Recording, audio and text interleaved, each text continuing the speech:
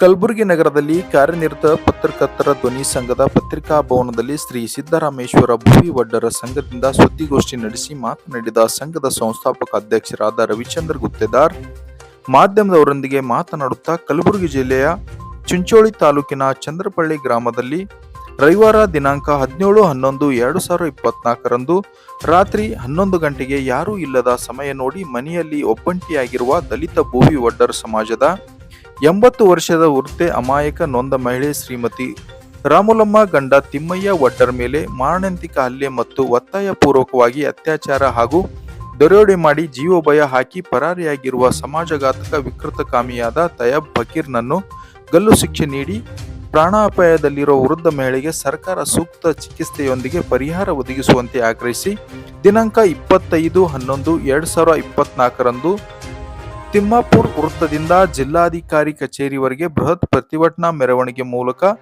ಜಿಲ್ಲಾಧಿಕಾರಿಗಳ ಮುಖಾಂತರ ಮುಖ್ಯಮಂತ್ರಿಗಳಿಗೆ, ಭಾರತ ದೇಶದ ಪ್ರಧಾನಮಂತ್ರಿಗಳಿಗೆ ಮತ್ತು ರಾಷ್ಟ್ರಪತಿಯವರಿಗೆ ಮನವಿ ಪತ್ರ ಸಲ್ಲಿಸುತ್ತಿದ್ದೇವೆ ಎಂದರು. ಈ ಸಂದರ್ಭದಲ್ಲಿ ಸಿದ್ದರಾಮೇಶ್ವರ ಭುವಿ ವಡ್ಡರ ಸಂಘದ ಸಂಸ್ಥಾಪಕ ಅಧ್ಯಕ್ಷರಾದ ರವಿಚಂದ್ರ ಗುತ್ತೇದಾರ್, ಗೌರವಾಧ್ಯಕ್ಷರಾದ ಶ್ರೀನಿವಾಸ್ ದೊಣ್ಣಗೆರೆ, ಉಪಾಧ್ಯಕ್ಷರಾದ ತಿಮ್ಮಯ್ಯ ದೇವ್ಕರ್, ಸಮಾಜದ ಮುಖಂಡರುಗಳಾದ ಸುಭಾಷ್ ಬನಪಟ್ಟಿ, ಭೀಮಾಶಂಕರ್, ದೇವೇಂದ್ರ ನಡುವಿನಮನಿ, ಬಸವರಾಜ್ ಬೇಲೂರ್ ಮತ್ತು ಲಕ್ಷ್ಮಣ್ ಕೂಡ್ಲಿ ಉಪಸ್ಥಿತರಿದ್ದರು. ಎಲ್ಲ ಪತ್ರಕರ್ತ ಮಾಧ್ಯಮದವರಿಗೆ ನನ್ನ ನಮಸ್ಕಾರಗಳು. ಇವತ್ತಿನ ವಿಷಯ ಏನಂದರೆ, ಚಿಂಚೋಳಿ ತಾಲೂಕಿನ ಚಂದ್ರಂಪಳ್ಳಿ ಗ್ರಾಮದ ಒಂದು ವೃದ್ಧ ಮಹಿಳೆಯ ಮೇಲೆ ಅತ್ಯಾಚಾರ ಎಸಗಿರುವಂಥ ಕಾಮುಕನನ್ನು ಸರ್ಕಾರ ತಕ್ಷಣವೇ ಬಂಧಿಸಬೇಕು. ಇಲ್ಲದಿದ್ದರೆ ಮುಂದೆ ಬರತಕ್ಕಂಥ ದಿನಗಳಲ್ಲಿ ಗುಲ್ಬರ್ಗಾ ಜಿಲ್ಲಾ ಮತ್ತು ಇಡೀ ಕರ್ನಾಟಕದಲ್ಲಿ ಉಗ್ರ ಹೋರಾಟ ನಮ್ಮ ಭವಿ ಸಮಾಜ ಮಾಡುತ್ತದಂತೆ ಸರ್ಕಾರಕ್ಕೆ ಎಚ್ಚರ ಕೊಡ್ತೀನಿ. ಅದೇ ರೀತಿ ಜಿಲ್ಲಾ ಉಸ್ತುವಾರಿ ಮಿನಿಸ್ಟರು 3 ದಿನ ಆಯಿತು, 4 ದಿನ ಆಯಿತು ಘಟನೆ ನಡೆದು ಆ ಸಂಬಂಧಪಟ್ಟ ಅಧಿಕಾರಿಗಳಿಗೆ ಯಾರಿಗೆ ಮಾತಾಡಿಲ್ಲ ಮತ್ತು ನಮ್ಮ ಸಮಾಜದ ಹಿರಿಯರಿಗೂ ಯಾರಿಗೆ ಈ ಸಂಬಂಧಪಟ್ಟು ಯಾವುದೇ ಮಾತಾಡಿಲ್ಲ.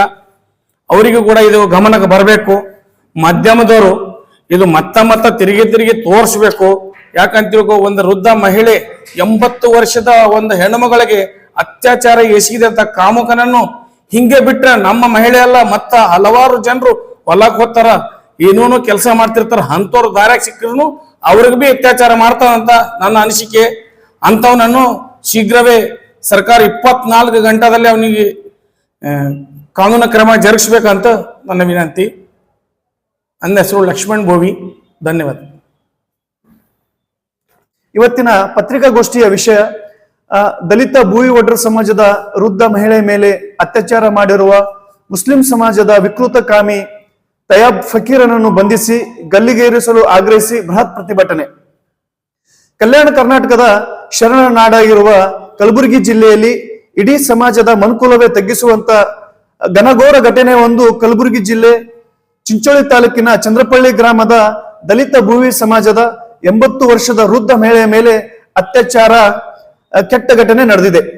ಚಿಂಚೋಳಿ ತಾಲೂಕಿನ ಚಂದ್ರಪಳ್ಳಿ ಗ್ರಾಮದಲ್ಲಿ ಸುಮಾರು ವರ್ಷಗಳಿಂದ ವಾಸವಾಗಿರುವ ನೊಂದ ಮಹಿಳೆ ಶ್ರೀಮತಿ ರಾಮುಲಮ್ಮ ಗಂಡ ತಿಮ್ಮಯ್ಯ ವಡ್ಡರ್ ಇವರಿಗೆ 3 ಜನ ಹೆಣ್ಣು ಮಕ್ಕಳಿದ್ದು ಮತ್ತು 2 ಗಂಡು ಮಕ್ಕಳಿದ್ದು, ಕಿರಿಯ ಮಗ ರಾಜು ಈ 1 ವರ್ಷದ ಹಿಂದೆ ಕುರಿ ಕಾಯಲು ಹೋಗಿ ಕ್ಯಾನಲ್ ನಲ್ಲಿ ಬಿದ್ದು ಸತ್ತಿದ್ದಿರುತ್ತದೆ. ಅದೇ ರೀತಿಯಾಗಿ ಇನ್ನೋರ್ವ ಮಗ ಲಕ್ಷ್ಮಣ್ ಹೆಂಡತಿ ಮಕ್ಕಳ ಜೊತೆಗೆ ಚಂದಾಪುರ್ ಗ್ರಾಮದಲ್ಲಿ ಏನೋ ಉಪಜೀವನ ನಡೆಸುತ್ತಿದ್ದಾನೆ.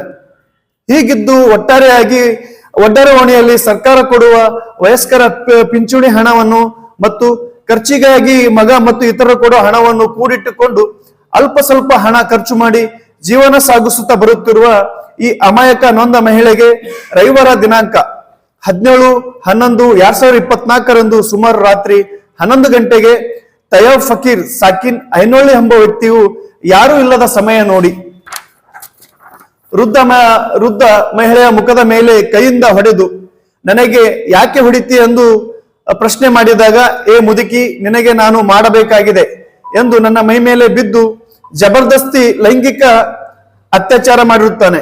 ಅದೇ ಸಂದರ್ಭದಲ್ಲಿ ಚೀರಾಡದಂತೆ ಬಾಯಿಗೆ ಬಟ್ಟೆಯನ್ನು ತುರುಕಿ ಮನ ಬಂದಂತೆ ಸಂಭೋಗ ಮಾಡಿ ಮುಖಕ್ಕೆ ಎದೆಗೆ ಹೊಡೆದಿರುತ್ತಾನೆ.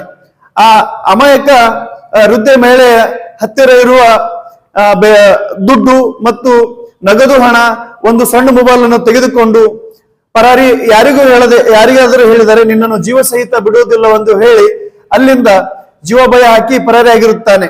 ಈ ಘಟನೆ ನಡೆದ ಒಂದು ಸಮಯ 17/11/2024 ರಾತ್ರಿ 11 ಗಂಟೆಯಿಂದ 18/11/2024 ಬೆಳಗ್ಗೆ 6 ಗಂಟೆ ಒಳಗೆ ನಡೆದಿರುವ ಬಗ್ಗೆ ಈಗಾಗಲೇ ಒಂದು ಪ್ರಕರಣದಲ್ಲಿ ದಾಖಲಾಗಿದೆ.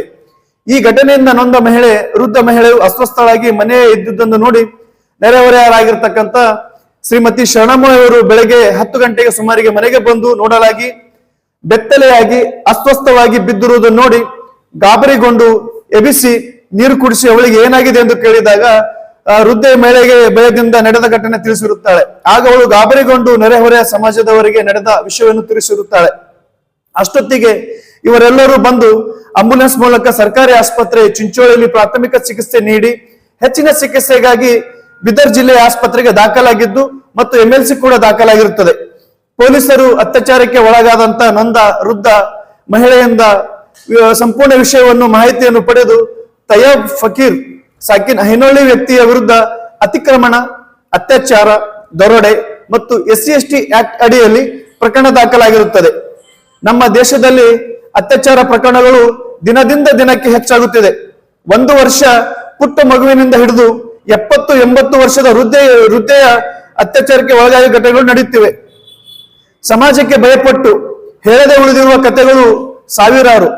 ನಗರ, ಹಳ್ಳಿ ಪ್ರದೇಶಗಳಲ್ಲಿ ವಯಸ್ಸಿನ ವ್ಯತ್ಯಾಸ ಇಲ್ಲದೆ ಪ್ರತಿದಿನ ಸಾಕಷ್ಟು ಮಹಿಳೆಯರಿಗೆ ಕಿರುಕುಳ ಒಳಗಾಗುತ್ತಿದ್ದಾರೆ, ಅತ್ಯಾಚಾರಕ್ಕೆ ಬಲಿಯಾಗುತ್ತಿದ್ದಾರೆ. ಭಾರತದಲ್ಲಿ ಮಹಿಳೆಯರ ಮೇಲೆ 4ನೇ ಅತಿ ಸಾಮಾನ್ಯ ಅಪರಾಧವೆಂದು ರಾಷ್ಟ್ರೀಯ ಅಪರಾಧ ದಾಖಲೆಗಳ ಬ್ಯೂರೋ NCRB 2021ರ ವಾರ್ಷಿಕ ವರದಿಯ ಪ್ರಕಾರ ದೇಶದಲ್ಲಿ ಒಟ್ಟು 31,677 ಅತ್ಯಾಚಾರ ಪ್ರಕರಣಗಳು, ಅಂದರೆ ಪ್ರತಿದಿನ ಸರಾಸರಿ 86 ಪ್ರಕರಣಗಳು ದಾಖಲಾಗಿರುವುದು ಇತ್ತೀಚೆಗೆ NCRBಯ ಆತಂಕಕಾರಿ ಮಾಹಿತಿ ಒಂದನ್ನು ಬಹಿರಂಗಪಡಿಸಿದೆ. ಇಂಥ ಘಟನೆಗಳು ಮತ್ತೊಮ್ಮೆ ಮರುಕಳಿಸದಂತೆ ಆಗಬೇಕಾದರೆ ನಮ್ಮ ಕಾನೂನಿನಲ್ಲಿ ಅತ್ಯಾಚಾರಕ್ಕೆ ಮಾಡಿರತಕ್ಕಂಥ ವ್ಯಕ್ತಿಗಳಿಗೆ ಜೈಲು ಶಿಕ್ಷೆಯ ಬದಲು ಮರಣದಂಡನೆ ವಿಧಿಸಿ ಈ ರೀತಿಯ ಪ್ರಕರಣಗಳು ಮರುಕಳಿಸದಂತೆ ಕಠಿಣ ಕ್ರಮ ಕೈಗೊಳ್ಳಬೇಕೆಂದು ಅನಿವಾರ್ಯವಾಗಿದೆ. ಆದ್ದರಿಂದ ಈ ಚಿಂಚೋಳಿ ತಾಲೂಕಿನ ಚಂದ್ರಪಳ್ಳಿ ಗ್ರಾಮದಲ್ಲಿ ಅಮಾಯಕ ವೃದ್ಧ ಮಹಿಳೆಯ ಮೇಲೆ ಏನದ ಮಾರಣಾಂತಿಕ ಹಲ್ಲೆ, ಅತ್ಯಾಚಾರ, ದರೋಡೆ, ಜೀವ ಭಯ ಹಾಕಿರುವ ವಿಕೃತಕಾಮಿ ಸಮಾಜಘಾತಕ ವ್ಯಕ್ತಿಯಾಗಿರ್ತಕ್ಕಂಥ ತಯ್ಯಬ್ ಫಕೀರ್ ಐನೊಳ್ಳಿ ಎಂಬುವನನ್ನು ಕೂಡಲೇ ಬಂಧಿಸಿ ಗಲ್ಲು ಶಿಕ್ಷೆಗೆ ಗುರಿಪಡಿಸಿ ಅತ್ಯಾಚಾರಕ್ಕೆ ಒಳಗಾಗಿ ಸಾವು ಬದುಕಿ ನಡುವೆ ಹೋರಾಟ ಮಾಡುತ್ತಿರುವ ವೃದ್ಧ ಮಹಿಳೆಗೆ ಸರ್ಕಾರದಿಂದ ಸೂಕ್ತ ಚಿಕಿತ್ಸೆ ನೀಡಿ ಆ ಕುಟುಂಬಕ್ಕೆ ಒಂದು ಅನುಬಂಧವಾಗಿರ್ತಕ್ಕಂಥ ಪರಿಹಾರ ಘೋಷಣೆ ಮಾಡಬೇಕೆಂದು ಇದೇ ದಿನಾಂಕದಿಂದ ಜಿಲ್ಲಾ ಕಚೇರಿವರೆಗೆ ಬೃಹತ್ ಪ್ರತಿಭಟನೆ ಮೂಲಕ ಮಾನ್ಯ ಜಿಲ್ಲಾಧಿಕಾರಿಗಳ ಮೂಲಕ ಮಾನ್ಯ ಕರ್ನಾಟಕ ಮುಖ್ಯಮಂತ್ರಿಗಳಿಗೂ ಮತ್ತು ಭಾರತ ಪ್ರಧಾನಮಂತ್ರಿಗಳಿಗೂ ಹಾಗೂ ರಾಷ್ಟ್ರಪತಿಗಳಿಗೂ ಮನವಿ ಪತ್ರ ಸಲ್ಲಿಸುವ ಮುಖಾಂತರ ನಮ್ಮ ಈ ಒಂದು ಖಂಡನೆ ವಿಷಯವನ್ನು ನಾವೆಲ್ಲ ಒಂದು ಹಿರಿಯರ ಮುಖಂಡರ ವತಿಯಿಂದ ನಾವು ಖಂಡಿಸ್ತಾ ಇದ್ದೀವಿ. ಒಟ್ಟಾರೆಯಾಗಿ ನಮ್ಮ ಕರ್ನಾಟಕದಲ್ಲಿ ಇಂಥ ಹಲವಾರು ಪ್ರಕರಣಗಳು ದಾಖಲೆ ಆಗ್ತಾ ಇರುವುದು ನಮ್ಗೆಲ್ಲರೂ ನಾಚಿಕೆಡಿನ ಸಂಗತಿ.